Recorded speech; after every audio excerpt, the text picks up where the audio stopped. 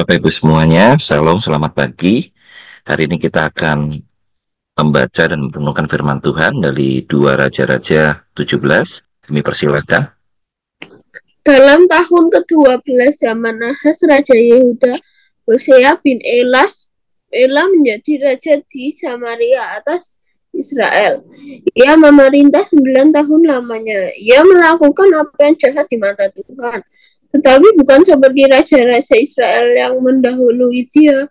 Salmaneser, Raja Asyur maju melawan dia. Hosea takluk kepadanya serta membayar upeti. Tetapi kedapatanlah oleh Raja Asyur bahwa di pihak Hosea ada kesepakatan karena Hosea telah mengirimkan utusan-utusan kepada So Raja Mesir dan tidak mempersembahkan lagi upeti kepada Raja Asyur seperti biasanya tahun demi tahun. Sebab itu Raja Asyur menangkap dia dan kemudian membelenggu dia dalam penjara. Kemudian maju Raja Asyur menjelajah seluruh negeri itu. Ia menyerang Samaria dan mengepungnya 3 tahun lamanya. Dalam tahun ke-9 zaman Hosea, maka Raja Asyur merebut Samaria. Ia mengangkut orang-orang Israel ke Asyur ke dalam pembuangan dan menyuruh mereka tinggal di Halah di tepi sungai Habor, yakni sungai negeri Kusan dan di kota orang Madai.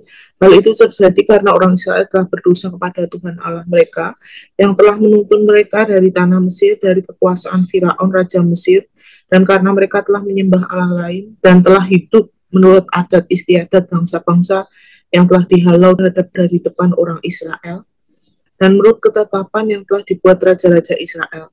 Dan orang Israel telah menjalankan hal-hal yang tidak patut terhadap Tuhan Allah mereka. Mereka mendirikan bukit-bukit pengorbanan dimanapun mereka diam, baik dekat menara penjagaan maupun di kota yang berkubu.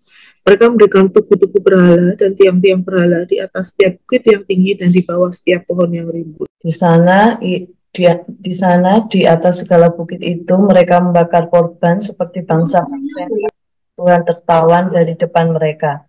Mereka melakukan hal-hal yang jahat sehingga mereka menimbulkan sakit hati Tuhan. Mereka beribadah kepada berhala-berhala, walaupun Tuhan telah berfirman kepada mereka, janganlah kamu berbuat seperti itu.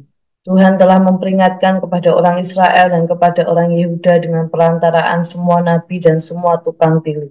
Berbaliklah kamu daripada jalan-jalanmu yang jahat itu, dan tetaplah ikuti segala perintah dan ketetapanku, sesuai dengan segala undang-undang yang telah kuperintahkan kepada nenek moyangmu, dan yang telah kusampaikan kepada mereka dengan perantaraan hamba-hambaku para nabi.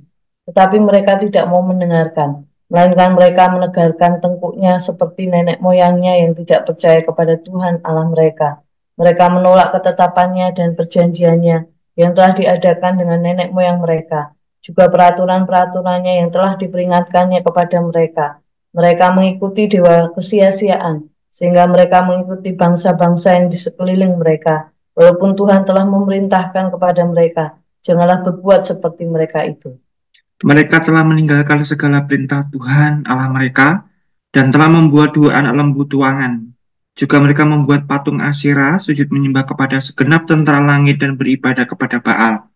Tambahan pula mereka mempersembahkan anak-anaknya sebagai korban dalam api, dan melakukan tenung dan telaah, dan memperbudak diri dengan melakukan yang jahat di mata Tuhan, sehingga mereka menimbulkan sakit hatinya. Sebab itu Tuhan sangat murka kepada Israel, dan menjauhkan mereka dari hadapannya. Tidak ada yang tinggal kecuali suku Yehuda saja. Juga Yehuda tidak berpegang pada perintah Tuhan Allah mereka, tetapi mereka hidup menurut ketetapan yang telah dibuat Israel. Jadi Tuhan menolak segenap keturunan Israel. Ia menindas mereka dan menyerahkan mereka ke dalam tangan perampok-perampok sampai habis mereka dibuangnya dari hadapannya. Ketika ia mengoyakkan Israel daripada keluarga Daud, maka mereka mengangkat Yerobeam bin Nebat menjadi raja. Tetapi Yerobeam membuat orang Israel menyimpang daripada mengikuti Tuhan dan mengakibatkan mereka melakukan dosa yang besar. Demikianlah orang Israel hidup menurut segala dosa yang telah dilakukan Yerobeam. Mereka tidak menjauhinya, sampai Tuhan menjauhkan orang Israel dari hadapannya, seperti yang telah difirmankannya dengan perantaraan semua hambanya, para nabi. Orang Israel diangkut dari tanahnya ke Asyur ke dalam pembuangan. Demikianlah sampai hari ini. Raja Asyur mengangkut orang dari Babel, dari Kuta, dari Awa, dari Hamat, dan Sefarwaim, lalu menyuruh mereka diam di kota-kota Samaria, menggantikan orang Israel. Maka orang-orang itu pun menduduki Samaria dan diam di kota-kotanya. Pada mulanya waktu mereka diam di sana, tidaklah mereka takut kepada Tuhan, sebab itu Tuhan melepaskan singa-singa ke antara mereka yang membunuh beberapa orang di antara mereka. Lalu berkatalah orang kepada Raja Asyur, bangsa-bangsa yang Tuanku angkut tertawan dan yang Tuanku suruh diam di kota-kota Samaria, tidaklah mengenal hukum beribadah kepada Allah negeri itu. Sebab itu dilepaskannya lah singa-singa ke antara mereka yang sesungguhnya membunuh mereka. Oleh karena mereka tidak mengenal hukum beribadah kepada Allah negeri itu. Lalu Raja Asyur memberi perintah, suruhlah pergi ke sana salah seorang imam yang telah kamu angkut dari sana ke dalam pembuangan. Biarlah ia pergi dan diam di sana dan mengajarkan kepada mereka hukum beribadah kepada Allah negeri itu. Salah seorang imam yang telah mereka angkut dari Samaria ke dalam pembuangan pergi dan diam di Betel. Ia mengajarkan kepada mereka bagaimana seharusnya berbakti kepada Tuhan. Tetapi setiap bangsa itu telah membuat Allahnya sendiri dan menempatkannya di kuil di atas bukit-bukit pengorbanan yang dibuat oleh orang-orang Samaria. Setiap bangsa bertindak demikian di kota-kota yang mereka diami. Orang-orang Babel membuat patung Sukot Benot, orang-orang Kuta membuat patung Nerga, orang-orang Hamat membuat patung Asima. Dan orang-orang Awa membuat patung Nibas dan Tartak. Orang-orang Sefarwaim membakar anak-anak mereka sebagai korban bagi Adramelek dan Anamelek, para Allah di Sefarwaim. Di samping itu mereka berbakti kepada Tuhan dan mengangkat dari kalangan mereka imam untuk bukit-bukit pengorbanan. Maka orang-orang inilah yang melakukan ibadah bagi mereka di kuil di atas bukit-bukit pengorbanan itu. Mereka berbakti kepada Tuhan, tetapi dalam pada itu mereka beribadah kepada Allah mereka sesuai dengan adat bangsa-bangsa yang dari antaranya mereka diangkut tertawan. Sampai hari ini mereka berbuat sesuai dengan adat yang ada. Mereka tidak berbakti kepada Tuhan dan tidak berbuat sesuai dengan ketetapan, hukum, undang-undang, dan perintah yang diperintahkan Tuhan kepada anak-anak Yakub yang telah dinamainya Israel. Tuhan telah mengadakan perjanjian dengan mereka dan memberi perintah kepada mereka, janganlah berbakti kepada Allah lain, janganlah sujud menyembah kepadanya, janganlah beribadah kepadanya, dan janganlah mempersembahkan korban kepadanya. Tetapi Tuhan yang menuntun kamu dari tanah Mesir dengan kekuatan yang besar dan dengan tangan kanan yang teracung, kepadanya lah kamu harus berbakti, kepadanya lah kamu harus sujud menyembah dan mempersembahkan korban. Tetapi kamu harus berpegang pada ketetapan-ketetapan, peraturan-peraturan, hukum dan perintah yang telah ditulisnya bagimu dengan melaksanakannya senantiasa dengan setia, dan janganlah kamu berbakti kepada Allah-Allah lain. Janganlah kamu melupakan perjanjian yang telah kuadakan dengan kamu, dan janganlah kamu berbakti kepada Allah lain, melainkan kepada Tuhan Allahmu kamu harus berbakti. Maka ia akan melepaskan kamu dari tangan semua musuhmu. Tetapi mereka tidak mau mendengarkan, melainkan mereka yang berbuat sesuai dengan adat mereka yang dahulu. Demikianlah bangsa-bangsa ini berbakti kepada Tuhan. Tetapi dalam pada itu mereka beribadah juga kepada patung-patung mereka, baik anak-anak mereka maupun cucu cicit mereka melakukan seperti yang telah dilakukan nenek moyang mereka sampai hari ini. Baik, terima kasih. Segala puji, hormat, dan kemuliaan hanya bagi Tuhan. Dalam 2 Raja-Raja 17 ini kita diberikan introduksi bagaimana Raja Hosea melakukan hal yang jahat di mata Tuhan, dan kita bisa melihat 2 Raja-Raja 17 ini bagaimana Raja Asyur yang pada akhirnya menyerbu seluruh negeri dan bahkan dikatakan di sini melawan Samaria dan mengepungnya selama 3 tahun. Dan selama 9 tahun pemerintahan Hosea, pada tahun ke-9, ya tepatnya setelah 9 tahun Hosea memerintah, Raja Asyur pada akhirnya merebut Samaria dan mengusir orang Israel ke Asyur, dan bahkan dia menempatkan mereka, dikatakan dalam bacaan kita, di Halah, di Gosan, di Sungai Habor, dan di kota-kota Media. Kita bisa melihat bahwa ini adalah sebuah tindakan yang bisa dikatakan tindakan bodoh dan melawan kehendak Tuhan. Ketika bangsa Israel justru mengandalkan sisi manusia yang lemah dan juga jahat di mata Tuhan, ini menandakan bagaimana awal mula ya bangsa Israel tentunya, kalau bisa dikatakan, ini mempunyai sebuah masa-masa kelam pada waktu itu gitu ya. Dan dari dua raja-raja, kalau kita di awal dua raja-raja 17 sampai ayat 7 sampai 23, di sini disampaikan dengan baik bagaimana sejarah hubungan Israel dengan Tuhan. Bahkan dikatakan di sini ini adalah bagaimana semua ini terjadi karena Israel berdosa terhadap Allah dan mereka menyembah dewa-dewa lain. Walaupun di sini sebetulnya jelas kita bisa melihat tidak ada alasan lain yang seharusnya bangsa Israel berpaling dari Tuhan. Jadi bisa dikatakan di sini mereka mencari sesuatu yang sebetulnya pada akhirnya memberikan penghakimannya kepada mereka, atau bahkan mencelakakan mereka sendiri gitu ya. Dikatakan di ayat 17 ayat 7 sebetulnya kita bisa melihat bagaimana mereka mengabaikan ya banyak hal, padahal Tuhan menembus mereka dengan kasih karunia-Nya ketika Tuhan membawa mereka keluar dari Mesir di bawah kekuasaan Firaun Raja Mesir. Jadi mereka mengabaikan perintah Tuhan, bangsa Israel tidak mau mendengarkan dan bahkan mengeraskan tengkuk, menolak ketetapan dan perjanjiannya, bahkan sampai dengan hal-hal yang dikatakan di sini mempersembahkan anak-anak sebagai korban dalam api, dan melakukan tenung, telaah, dan melakukan hal yang jahat sehingga menimbulkan tentunya kemarahan bagi Tuhan. Kalau kita melihat dari apa yang dilakukan oleh bangsa Israel dalam hal tenung dan telaah, ini menunjukkan bahwa mereka sudah tidak mencari kekuatan bimbingan Tuhan, dan firman dari Tuhan itu sendiri mereka abaikan.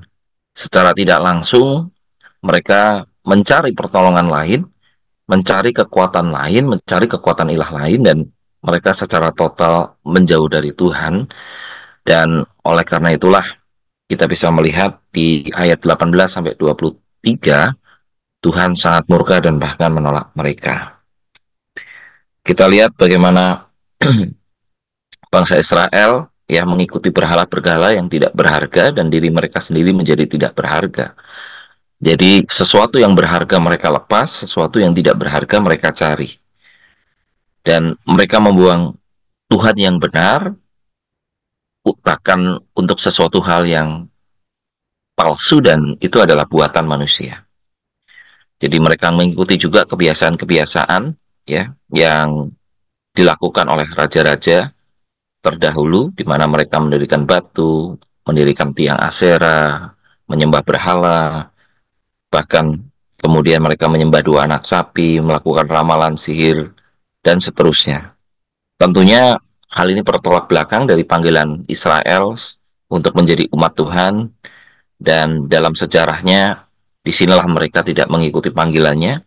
Sebaliknya mereka menyesuaikan, beradaptasi dengan sesuatu hal yang bahkan juga berbaur dengan bangsa-bangsa yang tentunya justru membawa kehancuran kepada bangsa Israel itu tersendiri.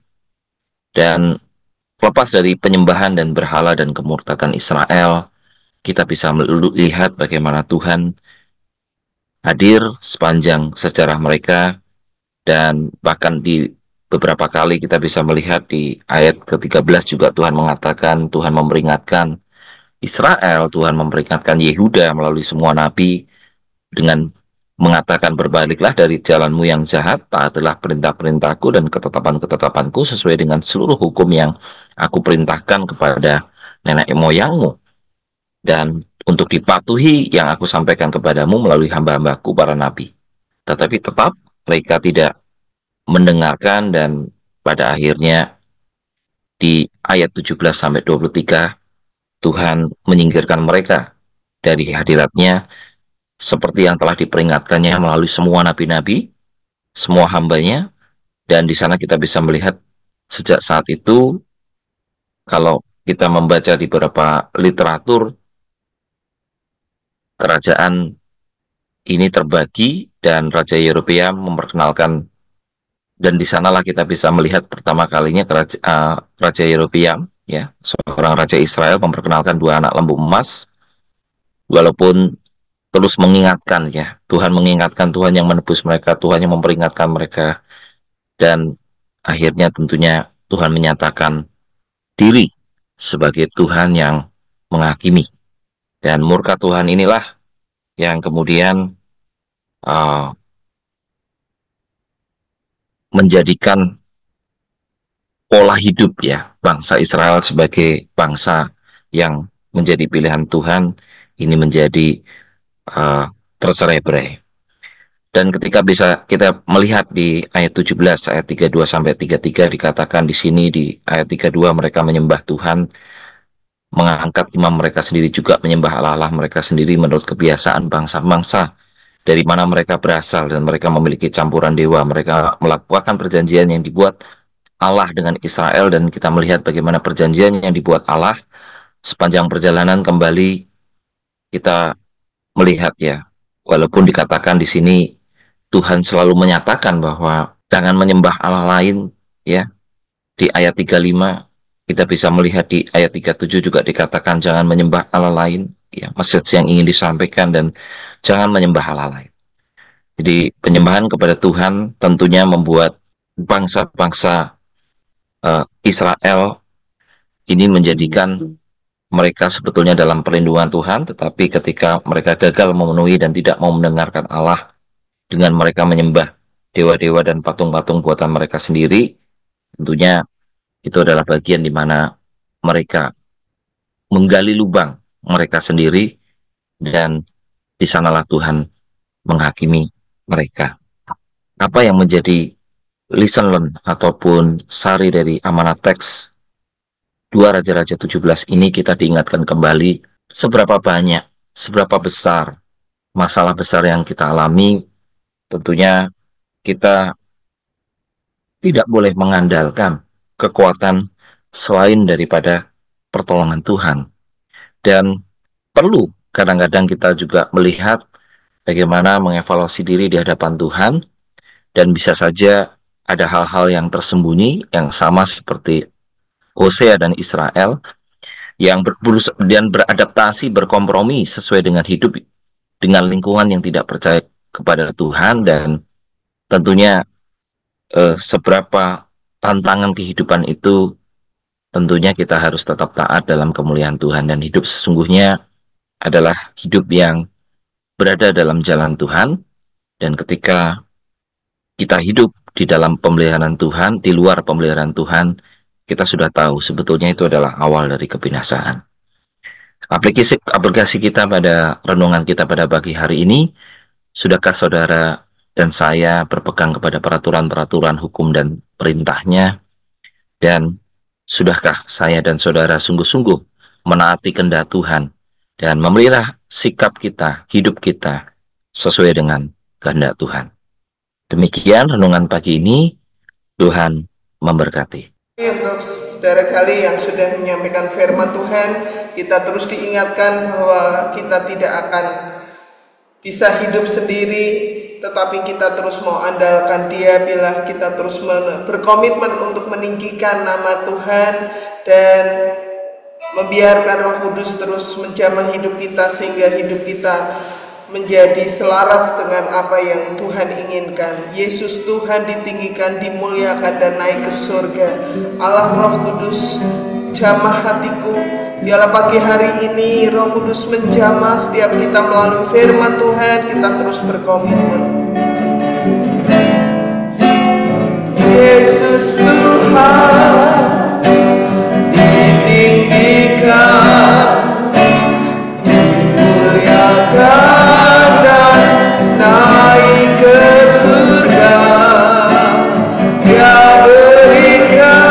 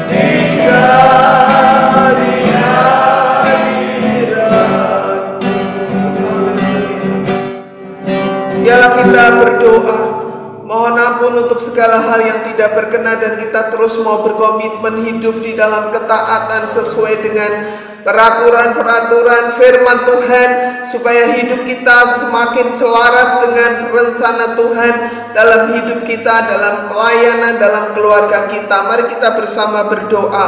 Bapa di surga, aku bersyukur untuk firman Tuhan yang selalu memperingatkanku untuk terus hidup selaras dengan rencana, kehendak, dan peraturan Tuhan.